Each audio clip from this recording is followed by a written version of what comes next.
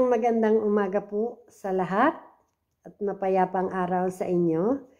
Nais ko lang pong magbahagi ng isang maiksing tula hango sa tunay na buhay.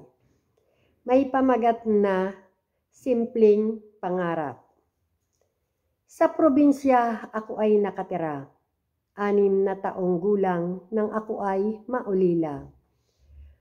Maging kasambahay, yan ang aking simpleng pangarap.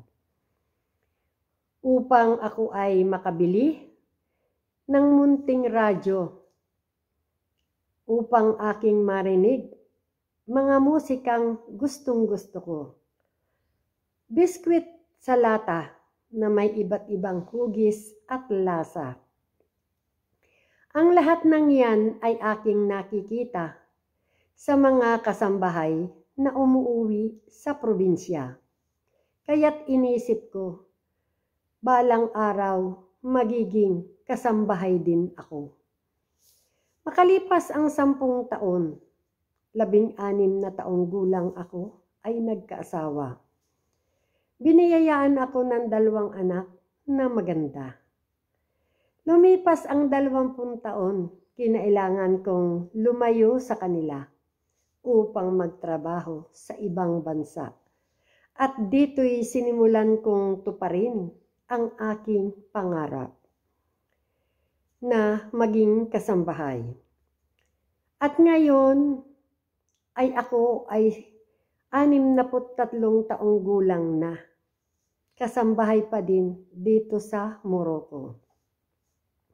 Subalit ako ay masaya dahil natupad ko ang aking simpleng pangarap. Nakabili ako ng munting radyo at iba't ibang gadget na ngayon ay ginagamit ko. Mas mainam na magsimula tayo sa simpleng pangarap dahil ito ang unang baitang upang makamtan natin ang rurok ng tagumpay sa buhay.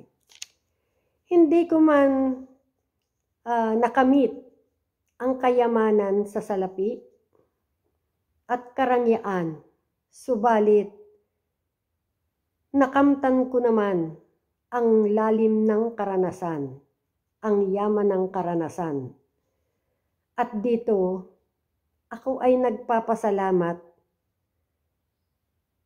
sa Panginoon dahil ginabayan niya ako sa aking simpleng pangarap. Kaya yan lang po yung aking mai-share na ang aking simpleng pangarap ay natupad.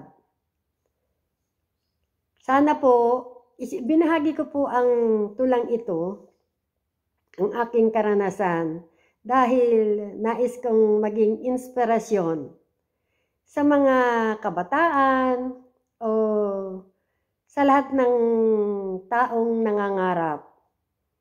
Hindi ko man po narating yung karangyaan, pero mas masaya akong nakamtan ko yung aking simpleng pangarap na may malalim at kayamanan na karanasan.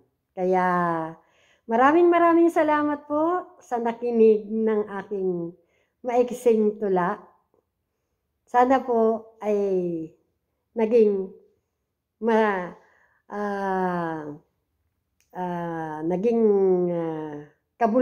kabuluhan ang aking ibinahagi sa inyo. Sana po gabayan kayo ng poong may kapal. Maraming salamat po.